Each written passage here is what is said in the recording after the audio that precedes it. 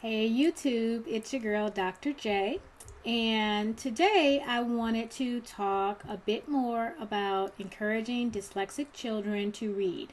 And in this video I'm going to focus on how do you read with an older elementary child. For instance, I have a third grader, and I will tell you that the first thing I do whenever we have a book that he's going to read, I will look to see if I can locate the book either on Learning Ally, which is a program that is designed specifically for legally blind and dyslexic people, and they have a lot of textbooks as well as general reading books that are online, and it's audiobooks. So it's going to be somebody who is literally reading the story for them, and they can follow page by page with the book or just listen to the book. If I can't find it on that, I'll see if I can download it on my Kindle and if it has a speech to text option. If it doesn't, and I see that we're going to have to read the book, here's what I do. So you guys know my son is doing a book report on Freddy the Detective. I actually do have this on my Kindle, but I'll walk you through the process that we would go through if we didn't have the speech to text option. First, we're going to say, okay, this is Freddy the Detective. And the first thing we're going to read is like the little summary on the back, the appendix on the back. And I am going to take him through the table of contents so he can see, okay, these are the chapters, and we'll talk about what do we think the chapters are going to be about. Some of the hardest things to read for anybody, but especially for a dyslexic, is going to be names. And so I'll go through the book and we'll talk about the different names. For instance, one of the names, like the name of the cat in this book, you may not be able to see it, but the name of the cat in the book is Jinx. Jinx. So I'll make sure that he knows, the name, Jinx.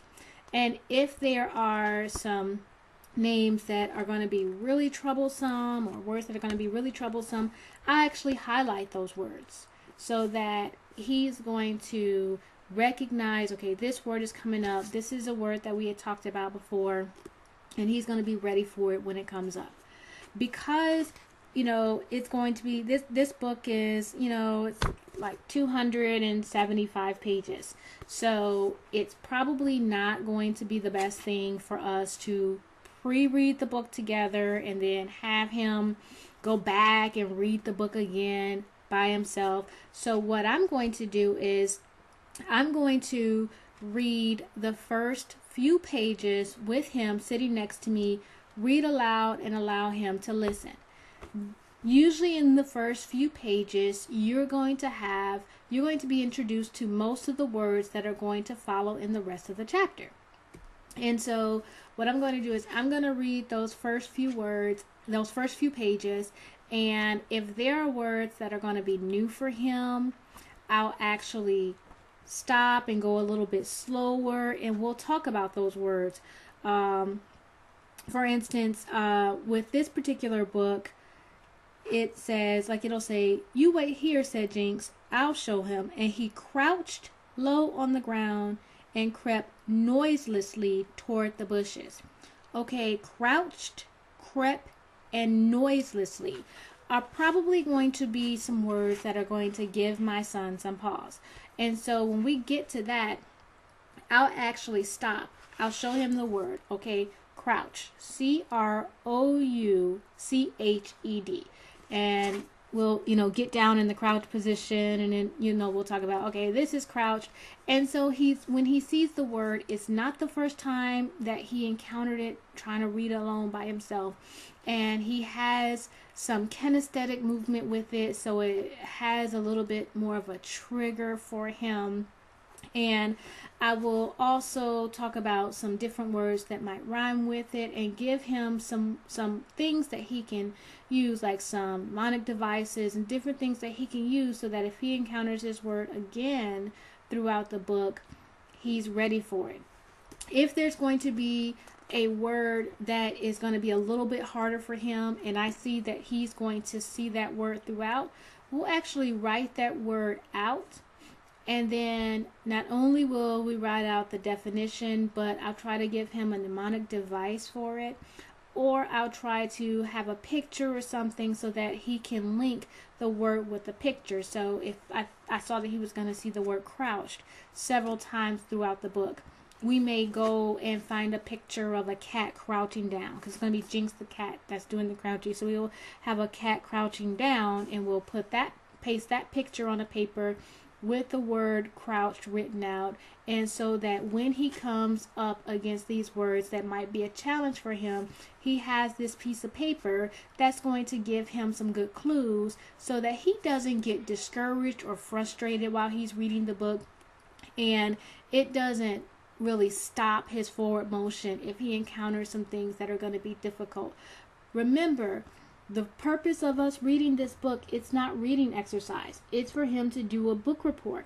And so I'm not trying to make him a reading pro with this book.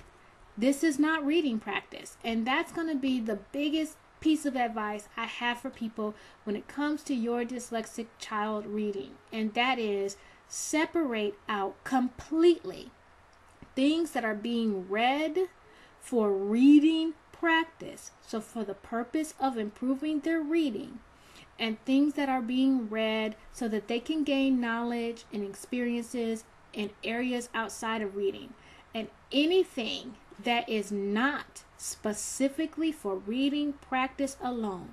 So the absolute only reason for doing it is reading practice.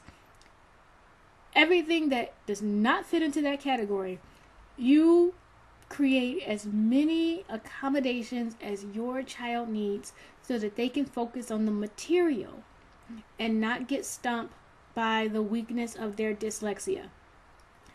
I've seen children suffer through trying to figure out math word problems because parents didn't feel like they should read the problem to them, or parents felt like, well, they're going to have to learn how to read that. Why would you stop their forward progress in math because they have a reading disability? That would be like if your child was in a wheelchair, that would be like saying, well, I'm not going to allow them to throw a ball until they learn how to walk. They may never learn how to walk, but their arms work fine. So why would you stop them and keep from them the opportunity to exercise their arms and have fun with the ball simply because they use a wheelchair? You wouldn't do that. The same is true for something like dyslexia. Just because your child has trouble with reading, that doesn't mean that they have trouble with science, math, grammar. Doesn't mean they have trouble with every other area that they're going to be learning and growing and exploring in. So really, really, really put in those accommodations. Any accommodations that they need, give it to them, because you're going to work on reading. Everybody works on reading. You're going to work on reading with your child. They'll get better. They'll gain fluency, but don't stop their forward progress in all their other areas of learning. So that's how we tackle when there's going to be a big reading component and something that my child is doing, my older child is going to be doing, and it is outside the scope of just general reading practice.